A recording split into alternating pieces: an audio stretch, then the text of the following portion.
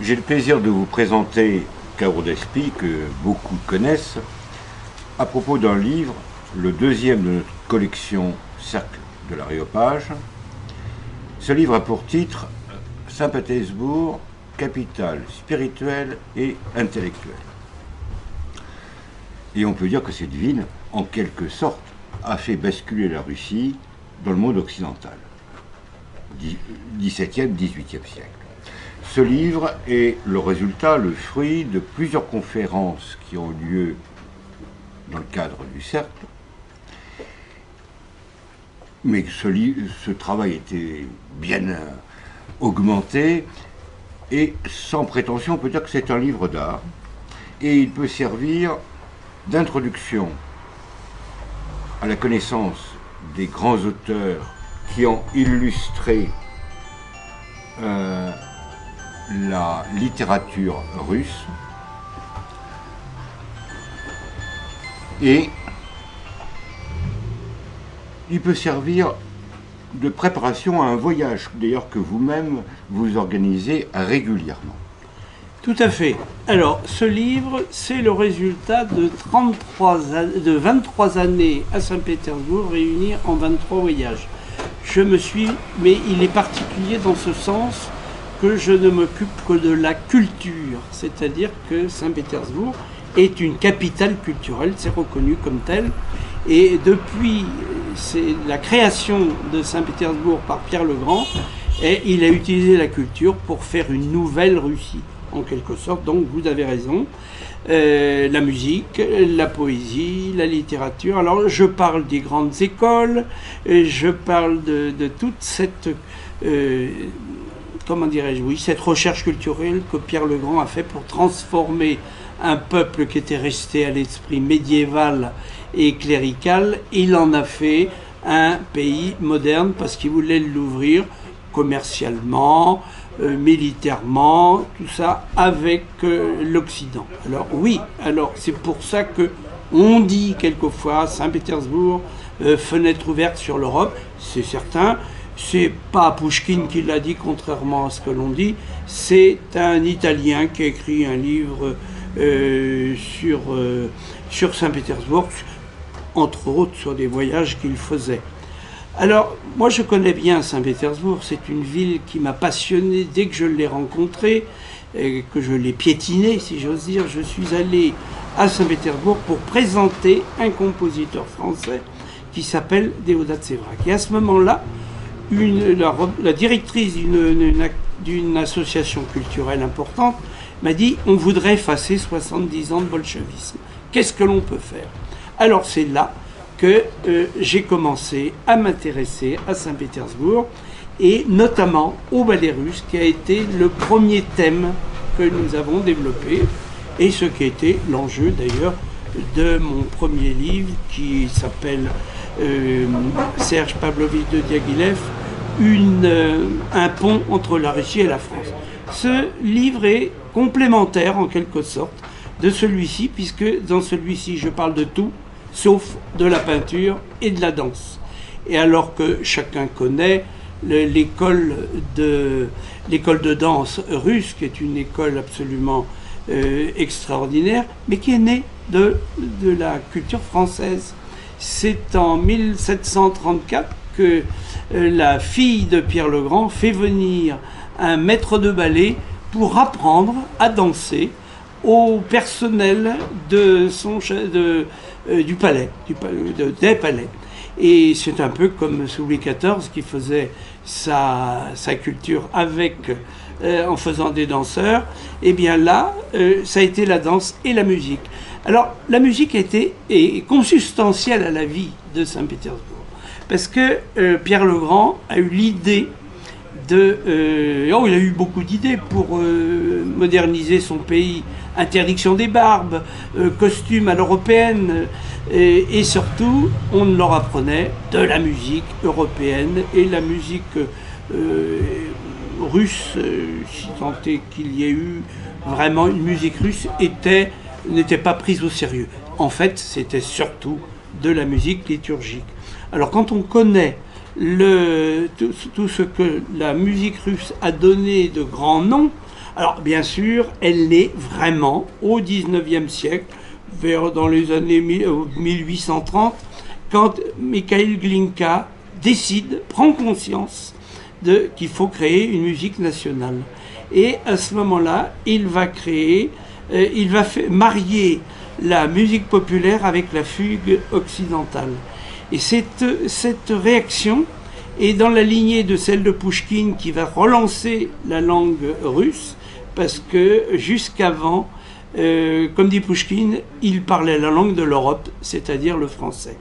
Eh bien, Glinka, lui, faisait de la musique italienne, et là, ensemble, ils ont refait la culture dont est issue toute la culture du XIXe siècle, les grands poètes, bien entendu, les grands musiciens. Alors, dans mon livre, je donne bien entendu une grande partie, un grand chapitre à la musique à Saint-Pétersbourg, un grand chapitre à la musique, aux écrivains de Saint-Pétersbourg. Et le premier, on y revient toujours, c'est Pouchkine qui a inventé le mythe de Saint-Pétersbourg. On n'a pas le temps ici d'en parler, c'est toute une aventure. Il y a des livres qui ont été écrits sur le sujet. Alors, je parle bien sûr de ces écrivains qui sont d'abord Pouchkine, mais aussi, comment dirais-je, Mikhaïl Lermontov. Les amis l'appelaient Michel. C'est pour ça que j'ai fait ce lapsus. Il y a bien sûr Dostoïevski, dont toute une partie de son œuvre se passe. D'abord, il vit 40 ans dans Saint-Pétersbourg, et il a un Saint-Pétersbourg qui n'est pas celui de Pouchkine, de toute façon. Il y a un autre qui s'appelle Gogol. Gogol, tout le monde connaît Gogol. Gogol s'est rendu célèbre par ses nouvelles de Saint-Pétersbourg, dont une qui s'appelle La Perspective Nevsky. Alors il y a d'autres auteurs qui ont été aussi des auteurs de Saint-Pétersbourg.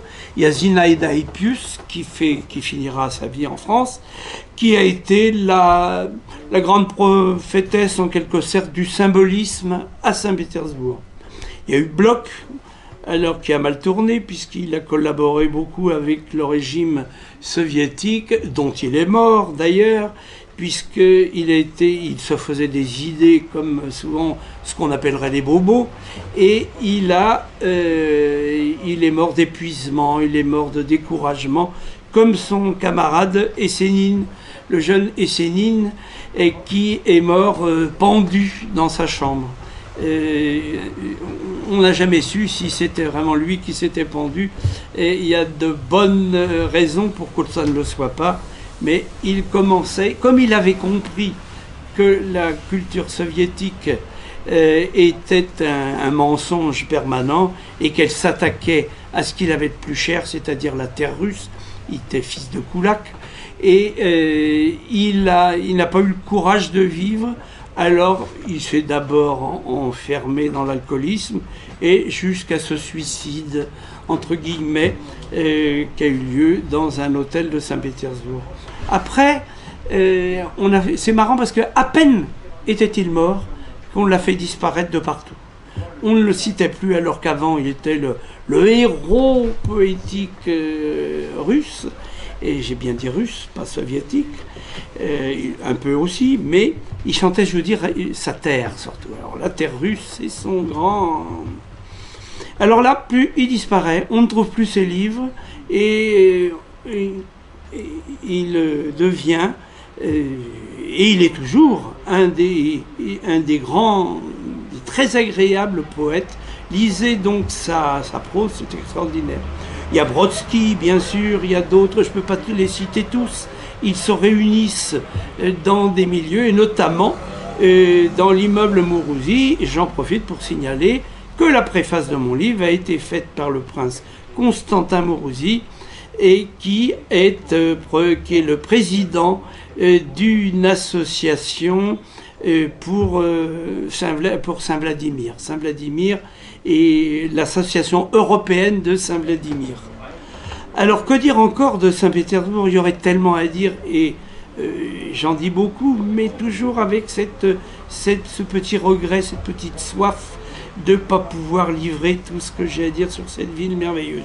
Alors, bien entendu, Saint-Pétersbourg est une architecture particulière, et on la considère comme un musée de l'architecture du XVIIe, XVIIIe siècle, et en fait, on retrouve tout à Saint-Pétersbourg, depuis la maison de bois de Pierre le Grand, qui était au milieu d'un village de bois, un village à la manière des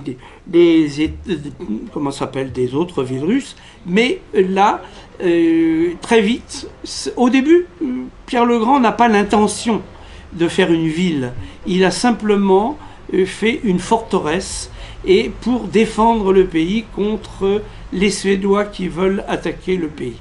Alors, cette première maison, très vite, il va faire venir des architectes parce qu'il veut dérussifier les Russes.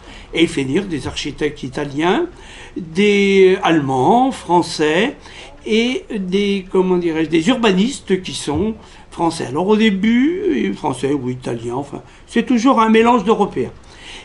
Au début, il va demander à Trésigny de faire un modèle type, parce que c'est un organisateur et un gestionnaire, et tout le monde, selon son rang, doit avoir tel style de maison. Mais la fantaisie aidant. Et alors, au début, ce qu'il veut faire, c'est une maison dans le style, pas une maison, une ville dans le style d'Amsterdam, qu'il connaît bien, parce qu'il a travaillé, il a vécu à Amsterdam.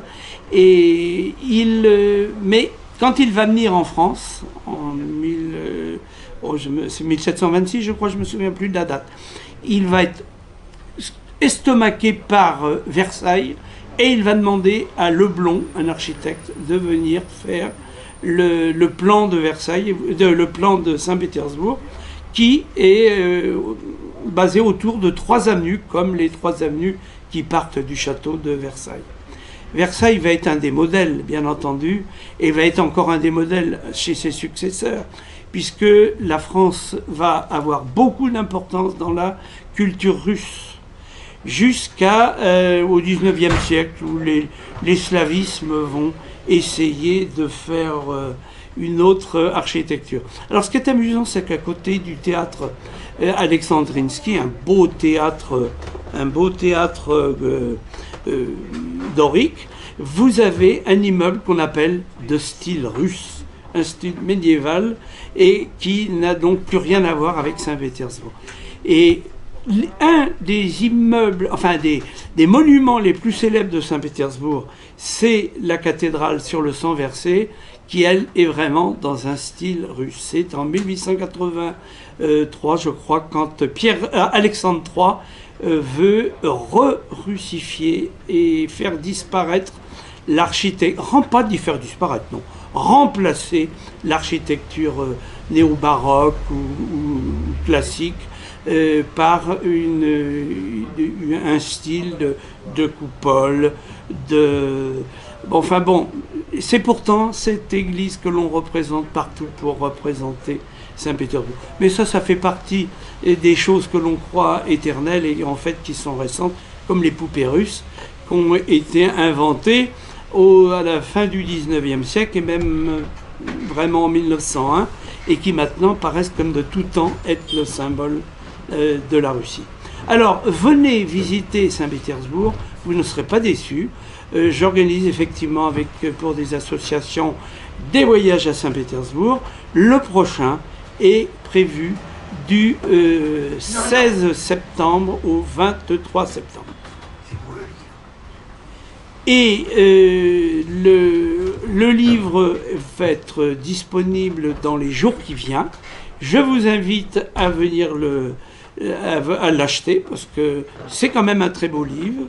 Et puis vous pourrez le trouver bien sûr chez votre libraire habituel et pourquoi pas ici au parloir du Vieux Colombier. Ça va ?